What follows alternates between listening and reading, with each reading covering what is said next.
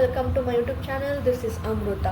So today we are reporting on an important environmental issue, the drying of Hebbal Lake. Once known as a vital water source and home to rich biodiversity, the lake is now facing a severe water depletion. But what is causing this? Is it due to pollution, or is it due to climate change, or is it due to human negligence? So today we bring you the ground realities. Stay with us as we uncover the truth behind drying of Hebbal Lake.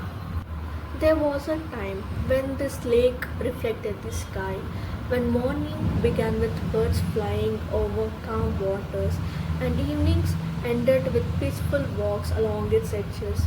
But today, parts of this lake stand dry, cracked land, reduced water levels, and silence where there was once life. What changed? Hebbal Lake. It's not just any water body. It is one of the city's oldest and most important lakes for decades. It has played a crucial role supporting biodiversity, maintaining groundwater levels, and helping regulate the local climate. In a city once known as the land of lakes, Hebbal stood as a symbol of that identity. But today, that identity is fading. In recent times, people have started noticing something unusual. Large portions of the lake appeared dry. Water level system Water levels seem drastically reduced, and in some areas, the lake bed is completely exposed. This has raised serious questions. Is the lake disappearing, or is something else happening behind the scenes? To understand this, we need to look at the possible reasons. Point 1, rejuvenation. First, lake restoration. In many cases, authorities deliberately drained lakes to clean and restore them. This process includes removing years of accumulated mud, repairing the lakebed, and improving water storage capacity. If this is the case, here the dryness may only be temporary. Point B, pollution. But that's not the only factor. Pollution has been a major concern. Sewage inflow and urban waste and untreated water have severely affected the lake's health. Over time, this reduces water quality and damages the ecosystem. Point C, urbanization. And then comes urban pressure. Rapid development in Bengaluru has changed the natural flow of water. Encroachments, constructions, and blocked channels have disrupted how lakes are naturally filled. When a lake stops receiving enough water, it begins to shrink. So what we are seeing could be combination of all these factors. For many people, this lake was more than just water. It was part of daily life, morning walks, fresh air, a place to pause in a fast moving city. It supported birds, fish, and countless forms of life. And now that balance seems to be disturbed.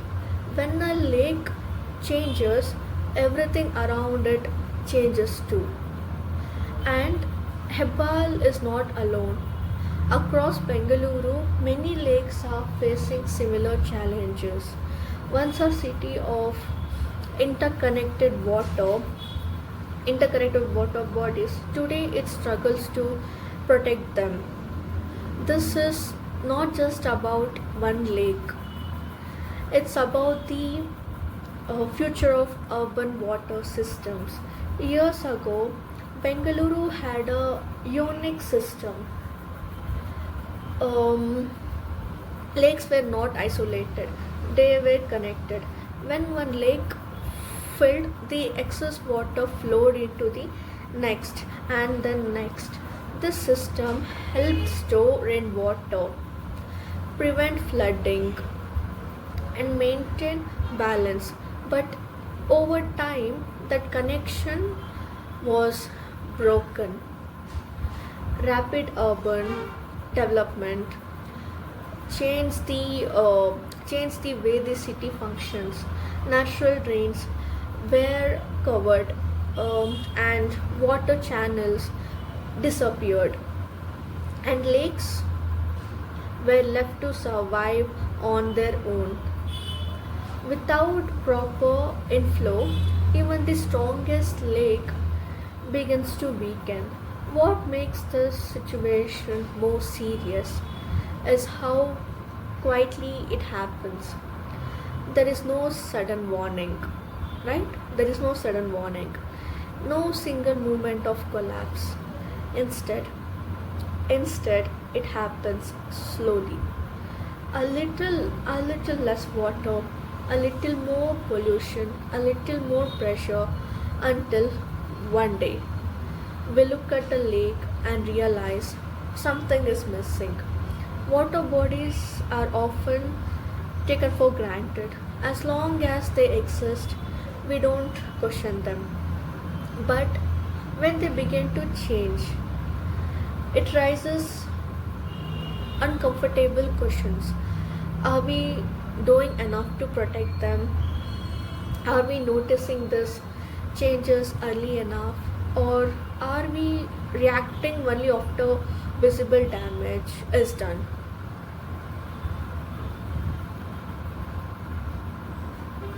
When a lake is affected, it doesn't just impact that one space.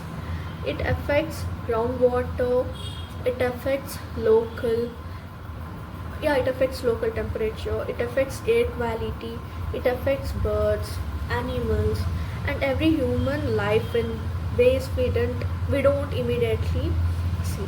A lake is not just water, it is an entire ecosystem. And when we lose again, I mean, and when we look again at Hebbal Lake, what we are seeing today, it's not just a it's not just a dry surface, it is a reflection of everything happening around it. So maybe this is temporary, maybe the lake will return to normal, but the real question is, will the system around it improve? Will the condition that caused this actually change? It reflects a it reflects a city that is growing faster than it can sustain. A city, a city where natural systems are slowly being replaced by concrete, by constructions, by expansions, and in that process, something important is being left behind. We often think of lakes as separate, as isolated spaces within a city, but they are not. They are deeply connected, yeah, to the land, to the climate, and to us. Every drop of water in a lake has a journey from rain, from rain to ground, to storage, and back into the system. When the journey when the journey when the journey is interrupted, the impact doesn't stop at one lake. It spreads it spreads into groundwater levels, making water harder to access. It spreads into rising temperatures, making cities hotter. It spreads into air quality, affecting the way we live every single day, and yet those changes these changes are not always visible immediately because designed to move cities are designed to move forward, not to look back. Now buildings rise, new roads are built, new spaces are created, but in middle of all this progress, natural spaces begin to shrink. And when balance is lost, the effects are gradual, not dramatic, not sudden, just silent, just calm, until one day we began to notice that something feels different. So we ask questions. When did this start? Could it have been prevented? Right? When did this start? Could it have been prevented? And most importantly, are we paying enough attention now? Because what we are seeing at Hebbal Lake is not an isolated event. It is a part of a pattern where lakes are stressed, water systems are disrupted, and natural balance is slowly fading. Not just here, but in many growing cities. And yet, and yet for the people who pass by this lake every day, this is not just data, it is something they can see, something they can feel, a change that did not need an explanation at first, but now but now demands one, because time plays an important role here. The longer these changes continue, the harder they become to reverse. What can be restored today, what can be restored today may not be possible tomorrow. And that is what makes the movement important. Not just to observe, but to understand. Not just to question, but to think about what comes next. Maybe this is temporary. Maybe the water will return. Maybe the lake will recover. But the real story goes beyond that. It is about how cities treat their natural resources. It is about whether growth and sustainability can exist together. And it is about whether we recognize warning signs before they become permanent losses. It is about how cities treat their natural resources. It is about whether growth and sustainability can exist together. And it is about whether we recognize warning signs before they become permanent losses. Because the truth is, no city runs without water, no system survives without balance, and no growth is truly sustainable if it ignores the environment that supports it. Every home, I repeat, every home, every road, and every building depends on water in some form, but the source of that water are often overlooked. Lakes, groundwater, rainwater system, these are not extras, they are essentials. When these systems are weakened, the consequences don't appear immediately, they build over time. Water shortages, heat increases, environmental stress, all of it begins quietly, and by the time it becomes visible, it is often too late to reverse completely. So maybe this is not just about fixing one lake. Maybe it's about changing how we think, from short-term solutions, to long-term responsibility, from reacting to to preventing to preventing them, because change is still possible. Lakes can be restored, water systems can be rebuilt, and balance can be brought back, but only if action is taken at the right time. And that brings us back to Hebbal Lake. What we see today may be temporary, or it may be a signal that something needs attention, something needs awareness, and something needs to change.